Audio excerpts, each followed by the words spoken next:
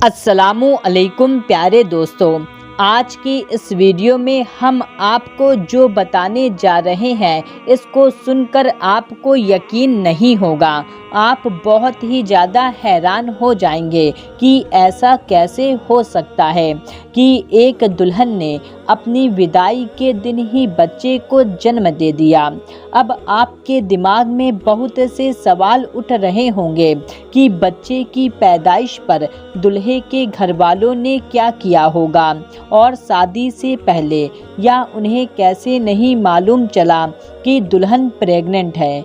ये अजीबोगरीब किस्सा कहाँ, कब और क्यों हुआ और फिर दुल्हन के साथ क्या मामला हुआ, दुल्हन के घर वालों का क्या कहना था और इस शादी में आए खानदान के लोगों का क्या कहना था। आज की इस वीडियो में हम आपको हर एक मालूमात देंगे इसके बारे में, तो आप इस वीडियो को पूरा आखिरी तक लाजमी देखते रहिए और जल्दी से आप इस वीडियो को एक लाइक कर दीजिए और चैनल को भी सब्सक्राइब कर लीजिए। हम आपके लिए बहुत ही प्यारी प्यारी वीडियो लाते रहते हैं। प्यारे दोस्तों, ये वाक़या इंडोनेशिया के जकार्ता में पेश आया। ये कहानी शाहिद और आयशा की है। प्यारे दोस्तों, यहाँ पर नाम बदल दिए गए हैं। शाहिद और आयशा दोनों एक ही खानदान से थे, यानी चचेरे भाई बहन थे। दोनों के घर एक ही गली में मौजूद थे, यानी यूँ कहिए कि दोनों के घर एक ही जगह मौजूद थे। शाहिद के बाप ने बचपन में ही शाहिद का रिश्ता आयशा से तय कर दिया था और दोनों खानदान के बीच बात हो गई थी कि दोनों की पढ़ाई पूरी होते ही दोनों की शादी कर दी जाएगी। अब दोनों बचपन से ये जानते थे कि हमारा रिश्ता तय हो चुका है और हमारी पढ़ाई ख़त्म होते ही हमारी शादी कर दी जाएगी। इसलिए बचपन से ही ये दोनों में बहुत मोहब्बत थी और ना तो इनमें किसी और का ख्याल आया और ना तो किसी दूसरे के बारे में सोचा। शाहिद की बात आयशा तक और आयशा की बात शाहिद तक आकर ख़त्म हो जाती थी। एक एक कदम, एक एक दिन गिन गिन कर अपने पढ़ाई के दिन गुजारे और आखिरकार शाहिद ने इंजीनियरिंग करके एक बड़ी कंपनी में नौकरी हासिल कर ली। आयशा चूँकि शाहिद से 2 साल छोटी थी, इसलिए वो कॉमर्स में मास्टर कर रही थी और ये उसका आखिरी साल था। आज से 2 साल पहले दोनों घर वालों ने शाहिद की नौकरी के बाद ये फैसला कर लिया कि अब दोनों की शादी कर देनी चाहिए। आखिरकार दोनों खानदान ने बैठकर ये तय कर लिया उसी साल यानी ईद के तीसरे दिन शादी की तारीख रखी जाए। शादी की तैयारियां शुरू कर दी गई, लेकिन कुदरत को कुछ और ही मंजूर था। हुआ कुछ यूँ कि कोरोना वायरस आया और पूरे मुल्क के हालात बदल गए। यहाँ तक कि शादी ब्याह के मामले में पूरी तरह से रोक लगा दी गई। लेकिन शाहिद की ये जिद थी कि शादी हो जानी चाहिए, चाहे सादगी से ही क्यों ना हो। अब और जुदाई और दूरी बर्दाश्त नहीं की जा सकती। दोनों भाई ये चाहते थे कि उनकी पहली औलाद की शादी है और फिर ये दोनों भाइयों के बच्चों की आपस में शादी है और ये रिश्ता और भी ज़्यादा मजबूत हो जाएगा।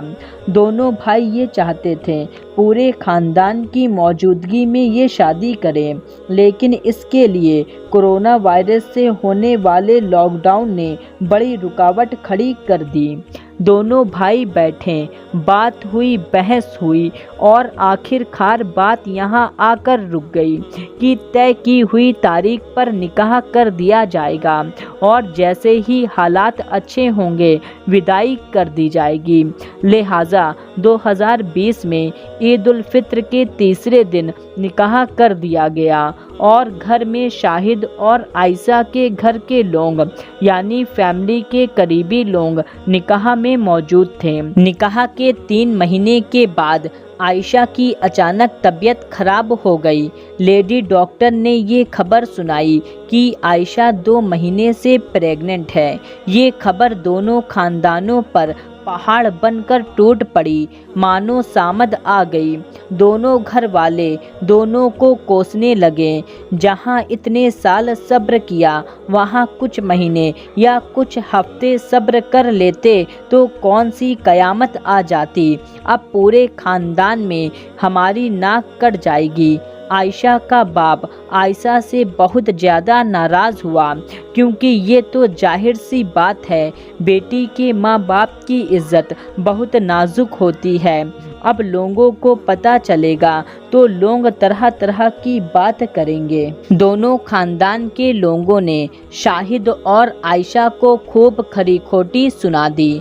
शाहिद और आयशा की दादी ने अपने दोनों बेटियों को बैठाया और उन्हें समझाया कि देखो, गलती तो दोनों बच्चों की ही है। ये दोनों निकाह में थे तो ये गुनाह नहीं है। बेहतर ये है अब जल्दी से जल्दी रुखसती कर दी जाए। दोस्तों, मामला ये पेश आने लगा, जो भी तारीख फिक्स करते कोरोना वायरस के हालात और भी ज़्यादा बिगड़ जाते और फिर से लॉकडाउन लगा दिया जाता और फिर एक बार इनकी रुखसती में देरी होने लगी, जिससे और ज़्यादा टाइम लगने लगा। इस लॉकडाउन से गुजरते हुए आयशा 7वें महीने की प्रेगनेंसी पर पहुंची और वो दिन आया जब इनकी विदाई हुई। सब इस हवाले से इत्मीनान थे कि अभी बच्चे की पैदाइश में 2 महीने का वक्त बाकी है, लिहाजा अब हम जल्द से जल्द विदाई करवा लेते हैं। लेकिन कुदरत को कुछ और ही मंजूर था। ठीक विदाई के वक्त आयशा शाहिद के साथ गाड़ी में बैठने वाली थी कि उसी वक्त आयशा की तबीयत खराब होने लगी और फिर पूरे खानदान के सामने ये राज खुल गया, जिसको आयशा और शाहिद के खानदान और उसके घर वाले अभी फ़िलहाल नहीं बताने वाले थे। आयशा को दर्द हुआ और उसकी हालत गंभीर होने लगी और आयशा दर्द से चीख मारने लगी। आयशा को दुल्हन के ही कपड़े में तुरंत हॉस्पिटल शिफ्ट किया गया। जिस गाड़ी में बैठकर आयशा को शाहिद के घर जाना था, अब उसी गाड़ी में बैठकर आयशा हॉस्पिटल चल पड़ी। आयशा को जब दुल्हन के कपड़ों में लेडी डॉक्टर ने देखा तो वो भी हैरान रह गई। ये पहली दुल्हन थी जो अपने शादी वाले दिन अपने शादी के जोड़े में अपने बच्चे को जन्म देने वाली थी। डॉक्टर ने बताया बच्ची की जान को खतरा है, इसलिए तुरंत ऑपरेशन किया गया। शाहिद और आयशा ठीक शादी के दिन जब मियाँ बीवी बन रहे थे, तभी एक लड़के के माँ बाप बन गए। ये बहुत खुशी का मौका था, लेकिन दूसरी तरफ दोनों खानदान को शर्मिंदगी का सामना करना पड़ गया। दोस्तों, चूँकि बच्चा 7वें महीने में हुआ था तो उसकी हालत ठीक नहीं थी, तो बच्चे को कुछ दिन हॉस्पिटल में ही भर्ती रखा गया। वलीमा जो दूसरे दिन होना था, अब वो तब हुआ जब बच्चा पूरी तरह से सेहतमंद होकर घर वापस आ गया। ये बच्चा वो पहला बच्चा होगा जो शायद जिसने अपने माँ बाप के वलीमे में शिरकत की, उसकी माँ आयशा गोद में लेकर आई। दोस्तों, एक प्लानिंग इंसान करता है और एक प्लानिंग अल्लाह ताला करता है। होता वही है जो अल्लाह चाहता है। दोस्तों, इज़्ज़त देने वाला सिर्फ़ अल्लाह है और वो जब चाहे जिसको चाहे इज़्ज़त अता फरमा देता है, और जिल्लत देने वाला भी अल्लाह है, जब चाहे जिसको चाहे ज़िल्लत अता फरमा देता है।